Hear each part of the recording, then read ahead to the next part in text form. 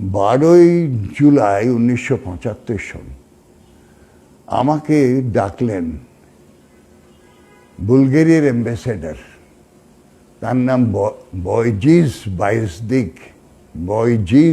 বায়েজদিক।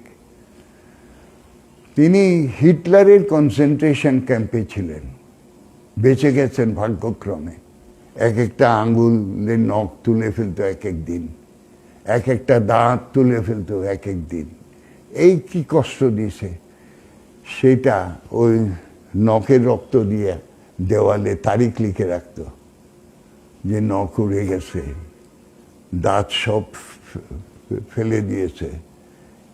এই লোকটা 87 বছর বয়সে তাকে পাঠালো বাংলাদেশে অ্যাম্বাসেডর প্লেনিপটেনশিয়ারি করে, বিশেষ গুরুত্বপূর্ণ স্থান অর্জনকারী একজন অ্যাম্বাসেডর।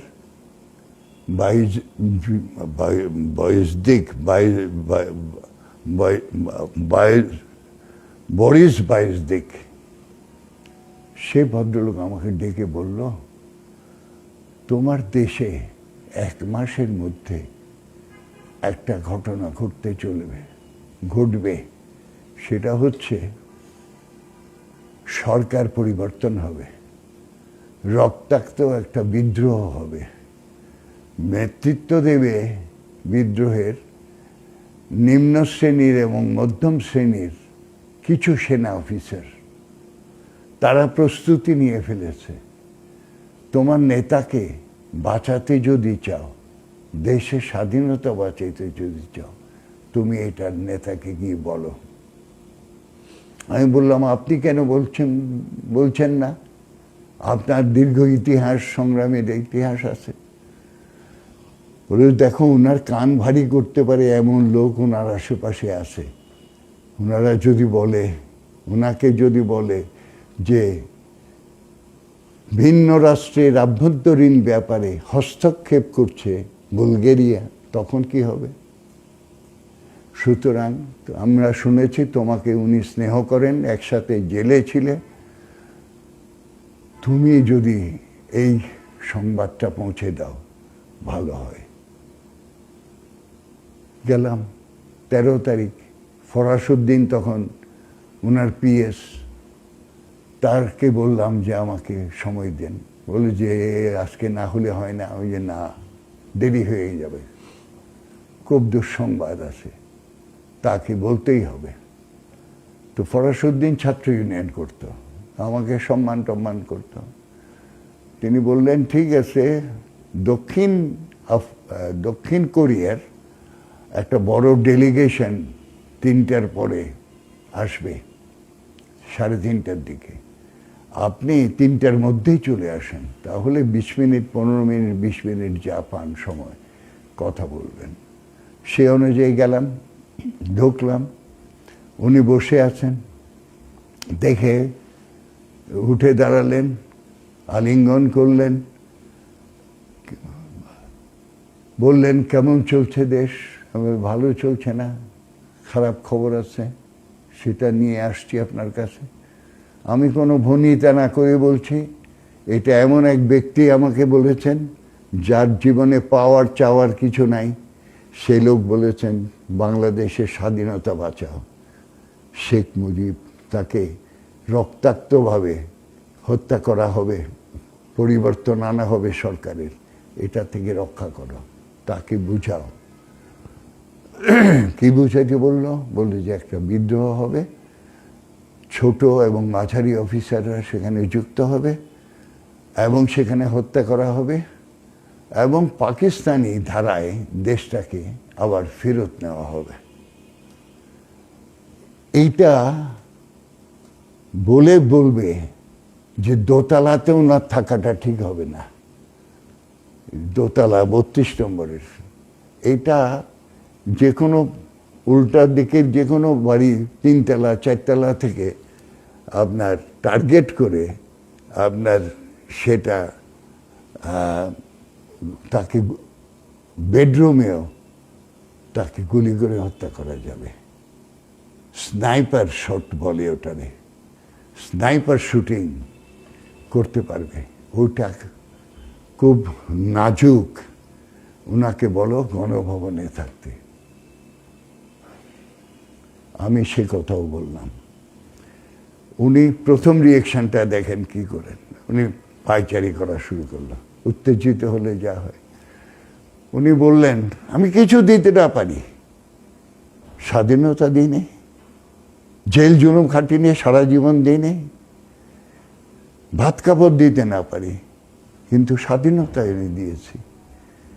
হাত কাঁপবে না আমার বুকে অস্ত্র ধরতে?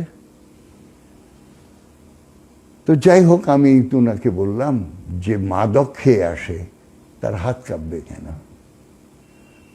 যে সিদ্ধান্ত নিয়ে আসে ষড়যন্ত্র করে গুলি করবে, ওটা দিয়ে সে টাকা পাবে, প্রচুর টাকা পাবে, সে করবেই, হত্যাকারী হত্যাকাণ্ড করবে, ঘাতক। তিনি বললেন কারা? আমার কাছে ওরা আসছিল 3-4 মেজর, 3টা নাম উনি বললেন, রশিদ, ফারুক, ডালিম, ওরা আসছিল। ওরা সেনাবাহিনী থেকে পদচ্যুত হয়েছে, সেনাবাহিনীর নিয়ম বহির্ভূত কিছু শৃঙ্খলা বহির্ভূত কাজ করেছে, তো ওরা আসছিল। আমি তাদের বলেছি যে কেন আসছো? বলে যে আমাদের না খেয়ে মরবো, আমরা মুক্তিযুদ্ধ করিনি, আমাদের সেনাবাহিনীতে ফেরত নেন। বলে যে এখানে কোনো নিয়ম নাই সেনাবাহিনীতে নেওয়ার, তোমরা আর কি করতে চাও বলো? বলে যে আমরা খাবো কি? বলেছে ঠিক আছে ব্যবসা করো, ব্যবসার টাকা পাবে কোথায়? বলছে ঠিক আছে আমি অর্থমন্ত্রীকে বলে দেবো, তোমরা যাও ব্যাংক থেকে লোন নাও, নিয়ে ব্যবসা করো। ওরা তো সিঙ্গাপুর ব্যাংকক যাচ্ছে প্রতি সপ্তাহে, শুনতে পাচ্ছি। আমার তখন মনের মধ্যে একটা প্রতিক্রিয়া হলো যে ঘাতক যিনি নিহত হবেন তিনি তার ঘাতকদের নাম বলে যাচ্ছেন অলৌকিকভাবে। অলৌকিক ক্ষমতা নইলে এটা হয় না। তিনি বলে যাচ্ছেন, আমি জানি না তখন পর্যন্ত এদের চেহারাও চিনি না। তিনি 3 জনের নাম বললেন, তারপরে বললেন আমাকে তো তোর ভাবি বলে, সারা জীবন জেল জুলুম খাটছ, অন্তত রাতে আমার সাথে থাকো, আমি বাড়ি ছেড়ে তোমার অফিসে থাকবো না, তুমি অফিসে সারাদিন থাকো, রাতে এখানে থাকো। তোর ভাবিতে বুঝাইতে পারি না, আমি তো বুঝাইতে হবে। ভাবি যদি দুঃখ পায়, কষ্টও পায়, তারপরেও এটা করতে হবে, কারণ আপনাকে বাঁচতে হবে। আমি ওনার পায়ে এখানে হাত দিয়ে বললাম, আমি পা ছুঁয়ে বলছি আপনাকে বাঁচতে হবে, বাঁচার অন্য কোনো রাস্তা নাই। এখানে গণভবনে 2টো ডিফেন্স দেওয়া যায়, 2 জায়গায় আটকানো যায়, ঢুকবে আর আটকাবো, তাহলে ফাইট আউট করা যাবে, সেই ব্যবস্থা আপনি রাখেন। উনি বললেন এদিক ওদিক তাকিয়ে, কেউ নাই, বললেন আমি তোর একটা কথা কই, আমি নুরুজ্জামানকে পাঠাইছি বুলগেরিয়ার যুগোস্লাভিয়ার প্রেসিডেন্ট জোসেফ টিটোর কাছে। নুরুজ্জামান হলো রক্ষী বাহিনীর প্রধান তখন, কর্নেল নুরুজ্জামান, তাকে পাঠিয়েছি রক্ষী ইয়ের কাছে, যুগোস্লাভিয়ার প্রেসিডেন্ট জোসেফ টিটোর কাছে, অ্যান্টি ট্যাঙ্ক গান আনতে। আমারে বিপদে ফেলাইছে ইজিপ্ট, সাদাত 7টা ট্যাঙ্ক পাঠাইছে বাংলাদেশে। ওই ট্যাঙ্ক নিয়ে যদি কোনো মেজররা, ছোট অফিসাররা ট্যাঙ্ক রাস্তায় নামাইয়ে দিয়ে কিছু করে, ট্যাঙ্ক তো আটকানো যাবে না। সুতরাং রক্ষী বাহিনীকে আমি অ্যান্টি ট্যাঙ্ক গান আনতে দিয়েছি, তা নুরুজ্জামানকে পাঠিয়েছি, 1 মাসের মধ্যে আসবে। তখন মনে মনে চিন্তা হলো যে যদি শত্রুরা এই সংবাদ জেনে যায় তাহলে তো 1 মাসের আগেই তাকে মেরে ফেলবে। এর মধ্যে একটা লোক একটা ফাইল নিয়ে ঢুকলো, পর্দাটা নড়ছিল, আমি খেয়াল করলাম পর্দার ওই পাশে থেকে সে শুনছিল। শেখ মুজিব উনি উচ্চকণ্ঠের মানুষ, আমিও কিছুটা উচ্চকণ্ঠের, দুজনের কথা ওই পর্দার আড়াল থেকে নিশ্চয়ই শুনছে। শুনে উনি ঢুকছেন, ঢুকে তারপরে ফাইলটা টেবিলে রাখলেন, দাঁড়ালেন। আমি ওনার পায়ে একটু চাপ দিলাম যে আবার রিপিট যাতে না করে, উনি যাতে পুনরাবৃত্তি না করেন। উনি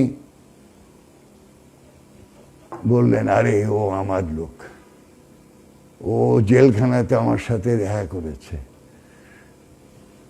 তোর ভাবিতে ছবি দেখিয়েছে, খবর এনে দিয়েছে, আমার ছেলে মেয়ের খবর, ইত্যাদি ইত্যাদি। আমি বুঝলাম আমার মিশন ফেল করে গেছে। কারণ ওই লোকটা যিনি ফাইল নিয়ে ঢুকলেন, ওই লোকটা 4 দিন 4 রাত আমাকে যে ইন্টারোগেশন করে তার মধ্যে একজন, তার নাম আব্দুর রহিম। তিনি পাকিস্তান পুলিশের দ্বিতীয় ব্যক্তি এবং বাঙালি। তাকে স্পেশাল সেক্রেটারি করে ঢোকানো হয়েছে ওই সময়। আমি চিনতাম না, জানতাম না, ওই দিন দেখলাম। আমি তখন তো বুঝে গেলাম 1 মাসের মধ্যে ঘটনা ঘটে যাবে, ওর আসার আগেই আমি বেরিয়ে আসব। উনি স্বভাবসুলভভাবে মাথায় হাত বুলিয়ে দিলেন, মনিরদাকে বলিস সাবধানে থাকতে, মুজাফফরকে বলিস সাবধানে থাকতে, ইন্দোনেশিয়াতে খারাপ ঘটনা ঘটছে, কমিউনিস্টদের মেরে ফেলছে লক্ষ লক্ষ, সাবধানে থাকতে বলিস। আমার রে হয়তো ক্ষমতা থেকে সরিয়ে দেবে। আমি গলায় চাদরটা জড়িয়ে আমি মানুষের মধ্যে চলে যাব। ক্ষমতা তারা নেক না, আবার মানুষকে নিয়ে আবার ক্ষমতা আসব। স্বপ্নের কথা উনি বলবেন। তারপর বেরিয়ে আসবো, এমন সময় দেখি একটা লোক ঢুকছে। ওনার টুপিটা ঠিক করতে করতে, টুপিটা একটু উঁচা টুপি, মুস্তাক আহমেদ, বঙ্গবন্ধু মুজিব ভাই। আমি তখনও মুজিব ভাই ডাকি তাকে।